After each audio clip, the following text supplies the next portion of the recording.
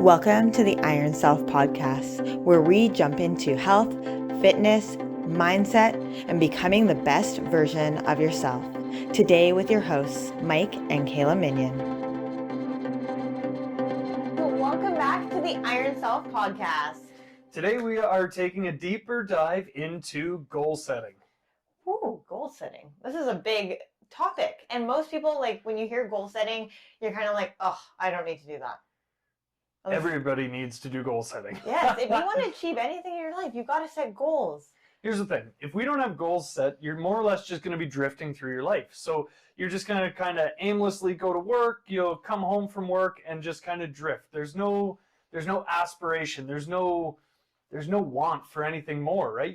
You're coasting at that point. So this is where goal setting sets in, because you get to set higher achievement goals for yourself. And it doesn't have to be a big grand goal. Maybe your goal is just to live happily that week, and maybe that means bringing more joy into each day. So it doesn't have to be this big overarching giant goal, as much as we do find that as very important. And that's what we're actually going to talk about today, are the big overarching goals, but we're also going to talk about the smaller goals. The action steps, if you will, the micro goals to get to these bigger goals. Super important too. We're going to get into that today. And these all beautifully tie back to our 6 principles for living your best life. The Iron Self or Iron Body 6 principles for best life. So when we talk about goal setting, if we're talking about a short-term goal, we're talking about less than 3 months. If we're talking about a long-term goal, we're talking about 4 to 6 months. If you want a long-term goal, you're talking about 6 months over to a year or more. And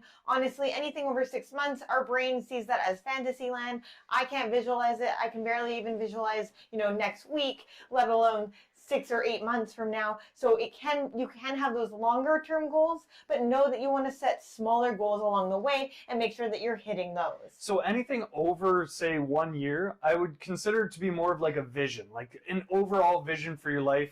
By the time you retire, you want X, Y, and Z. Totally fine to have, this vision for your overall life. We'll talk about vision in another one, but this is, the goals that get you towards that. Yes. So what are those goals? And how do we stay accountable to those goals, and why are they important? So when we look at goal setting, if you come to us and we're going to talk about goal setting, we're going to look at SMART goals. And SMART is an acronym. It means specific, measurable, attainable, realistic, and time-bound. That's all 5. That was awesome. Normally there's a stumbling point, no. So we're going to talk about setting them in relation to SMART goals, because you want it to be specific. You want to know exactly what you're going to do. You're not just going to lose weight. So you're going to lose 10 pounds. Exactly that.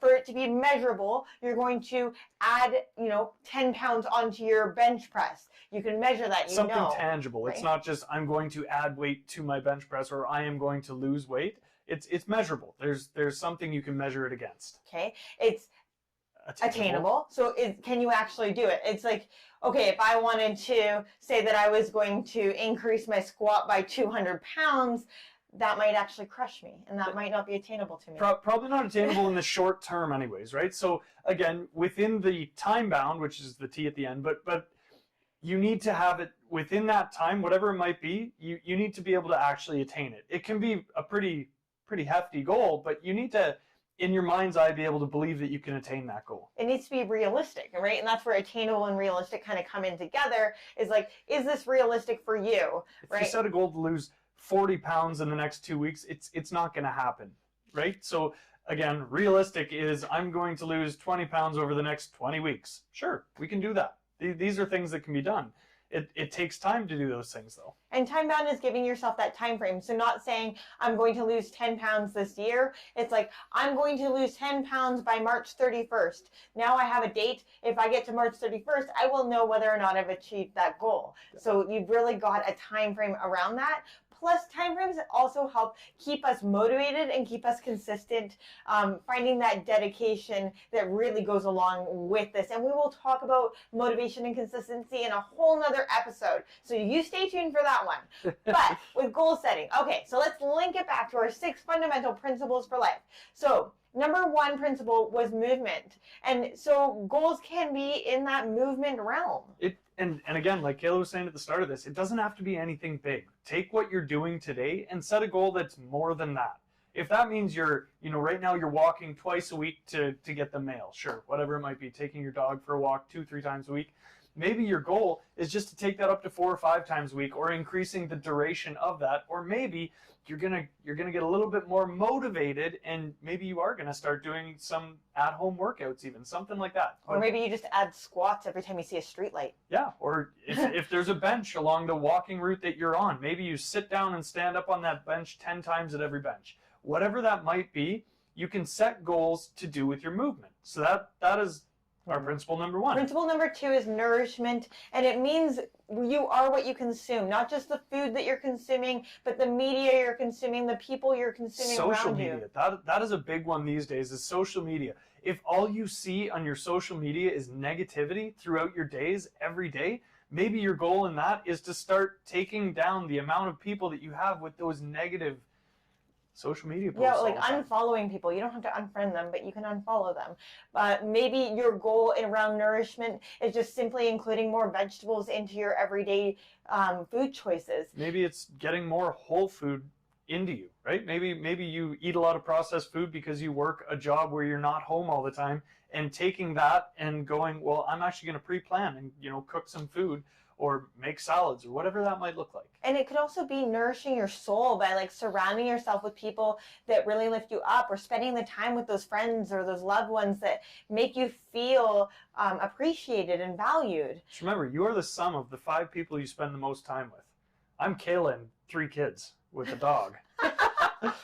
Okay, number 3 is radical unconditional self-love. So when we look at goal setting around radical unconditional self-love, it's like, what is the self-talk that you're having? What is the story that you're constantly telling yourself? And how often do you berate yourself for doing something? So maybe a goal for that is just starting to say something nice about yourself. Maybe when you look in the mirror, you compliment yourself. As crazy as that might seem, maybe every day when you walk past that mirror at your front door, you look over and you say, I am doing my best today. I love the way my socks look. Kayla loves to talk about her socks, so we'll go with that one. Yeah, so just finding that nice thing to say about yourself, or finding a way to tune into yourself too. Maybe you're eating a meal and you're like, wow, this butternut squash is super delicious. Or, wow, I didn't realize that I actually really enjoy roasted Brussels sprouts. Maybe it's just some self-care for yourself. Maybe instead of putting all of your focus and energy externally, maybe you put some of that internally, and maybe you take time for a meditation, for yoga, for just some breathing. Maybe you take a bath every other night, something for yourself, something that is truly for you to show yourself love and gratitude. Number 4 is gratitude. Love the segue. So with gratitude, how are you setting goals around your gratitude? It's like, well, am I practicing every day finding one thing that I'm grateful for? My goal that I love to set around gratitude is spending, a month or 2 months and not being able to be grateful for the same thing. So now every single day, I need to find something different to be grateful for. So what are those small goals that you can set around gratitude, maybe appreciation, showing appreciation to others, and paying it forward? Gratitude is different for everybody. This is something that I've talked about before, where, gratitude for somebody is writing something down. Gratitude for another person is learning to appreciate when other people do something nice for you. Maybe it's just after somebody does like a menial task, something that they do all the time, maybe you say thank you. Maybe it's as small as that. You're just practicing that gratitude. You're thanking them. You're being grateful for the fact that somebody has gone out of their way to do something. Even if they do it every day for you, you can be thankful for that. You can be grateful for that. Or if you get a compliment, truly allowing yourself to feel that compliment. Ooh, and like that. Really just allowing that to fill your soul and saying thank you. I mean, most of us, when we get a compliment, we kind of get like, ooh, oh, what do I say back? Oh, thanks. Or you get on the defensive of like, oh my gosh, they complimented me on my hair. What's wrong with my hair? So rather than going down that route, maybe you think to yourself, hey, thank you so much. I really appreciate that. And just allowing yourself to receive that. Living in the present moment is number 5. And this one in itself is one of the hardest things to do, because inevitably we are the type of people in this society where we are always looking to the future and we are always dwelling on the past. But living truly present in the moment and appreciating every little thing in those moments is something in itself. The anxiety, the worry, the chronic stress that we consume all the time really takes us out of that present moment, right? We're thinking about the future. We're thinking about pre-planning everything. And oh my gosh, what if this falls apart in the future? Oh my gosh, look at all the uncertainty in the world. If we come back to the present moment, this is our foundation. If you're in the present moment, am I safe? Do I have breath in my lungs? Right? Can I notice my five senses? These are all the things that ground us to the present moment. And the present moment is where you truly enjoy happiness and bliss. And so maybe you look at a goal around this. It's like, rather than being at my kid's Christmas concert and getting out my cell phone to take pictures or video of what's going on, maybe I put that down and I just simply be there and enjoy the moment and truly get to be present for that. Because let's be honest, how often do you look back at those videos?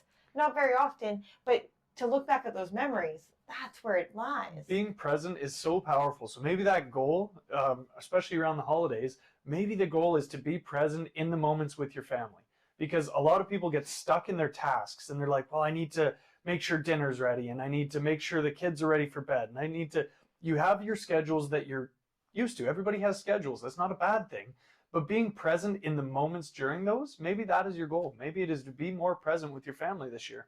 Number 6 is purpose. Living with purpose, having a greater purpose. What is it that drives you to be the person that you are? What is it that keeps you accountable? So when we're looking at goal setting around purpose, it's like Mike said about that greater vision, but that greater vision can be broken down into a smaller purpose. Maybe my purpose is to be the best parent. Maybe my purpose this week is to show up for myself in the gym. Maybe my purpose this week is to show up for myself with nourishment, whatever that might mean to you. Well, and it can change from week to week. Your purpose isn't a stationary object. It's not just going to sit there on a shelf and my purpose is my purpose is my purpose.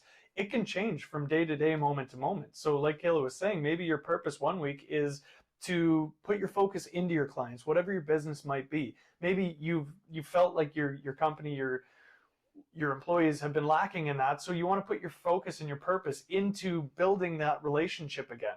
Maybe it's building a relationship with a loved one again. Whatever that purpose might be, it has to serve you moving forward. Great. So now that we've got all of our goal setting done under our 6 fundamental principles, I want you to pick the ones that resonate most with you, because having 6 goals is great, but really it's a lot to focus on. So pick the ones that resonate most with you. And from there, we start to build a roadmap for success, an action plan, bringing it into smaller chunks that make it attainable. So let's use the example of that you want to be able to do 10 push-ups. And if that is your overarching goal, I want to be able to do 10 push-ups, what is it that you need to do to get you towards that goal? So what is the consistency that you need to do within that? So somebody might think about that and say, well, okay, well, I can already do 3 push-ups or 4 push-ups, whatever it might be. So maybe they're thinking, okay, well, if I do how many push-ups I can do, and I do that twice a week or 3 times a week, then by the end of, the next 2 months, I should be able to do 10 push-ups. Well, that's good, but how else are you setting that up? Maybe that means that you are setting the time aside. The scheduling starts to come in while you're starting to think about these action steps, because just setting a smaller goal and being like, well, I want to be able to do 5 push-ups by 2 weeks from now is great, but how are you getting to that even?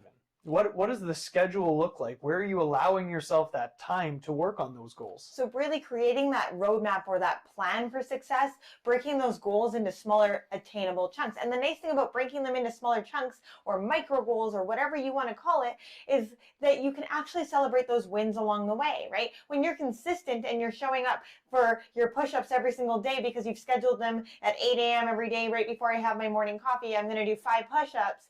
And you do that for 3 or 4 days, wow, that feels good. I was super accountable to myself. I started to build that trusting relationship with myself. There's so much more that comes out of it, but you get to celebrate those small wins, because let's be honest, when you get to the overarching goal, confetti doesn't fall from the sky and nobody's like, wow, you did it. You're amazing. You're here.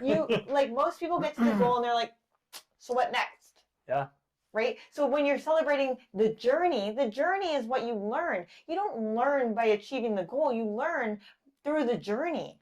And so being real, everybody's going to have stumbling blocks along the way. So these little celebrations really do help with that, because you don't just have to wait until you achieve your big goal to celebrate. Don't get me wrong. Have something set up for when you hit that big goal so you can be like, yep, 100% did it, so that you do get to celebrate that.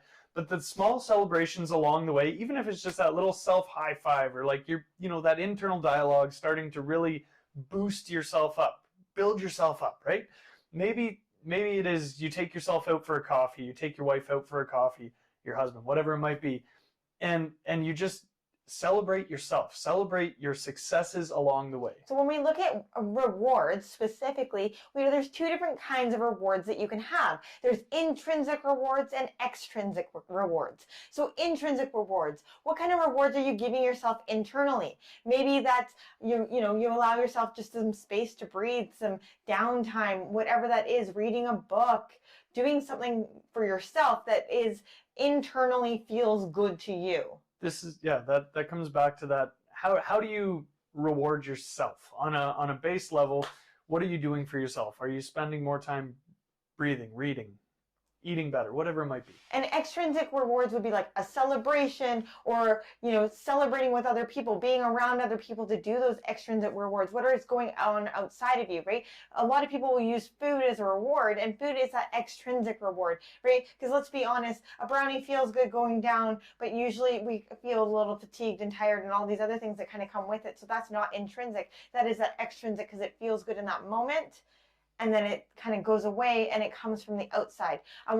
When you think of intrinsic rewards, those are those big motivators. That comes from the inside out. And from the inside out is where we see the lasting long-term change. Those external rewards can be good too. They're great motivators. If you set yourself a goal, when I hit my big goal, I'm going to buy myself a new watch. Or I'm going to take my family skiing, or whatever that might be. Those are motivating too, because you get to see something physical where you're like, that's cool. I get that when I succeed. Totally. Yeah. So, we got to be motivated on both ends of the spectrum. And I'm not saying one's better than another. I'm just saying that the long-term success comes from the intrinsic reward. So that feel-good feeling. So when you achieve these micro goals, when you achieve the overarching goal, be there and feel how amazing it feels. And that's where the visualization comes from. It's like at the very beginning, when you start this whole journey, I want you to imagine, what is it going to feel like when I achieve that goal? How amazing am I going to feel, so that when you do get to the end goal, you feel that amazing? You get to embody the emotion that you felt when you were doing your vision in the start.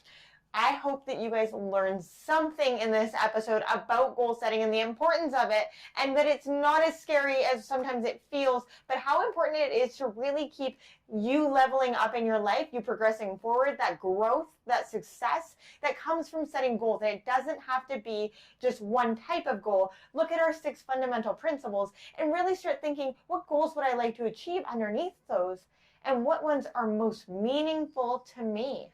Setting goals is the base of taking power back in your life. You get to be the creator. You get to choose what you want in your life. So set those goals and let's knock them out of the park. Let's be successful together. Have an awesome day, everybody. Thanks for listening. Bye for now.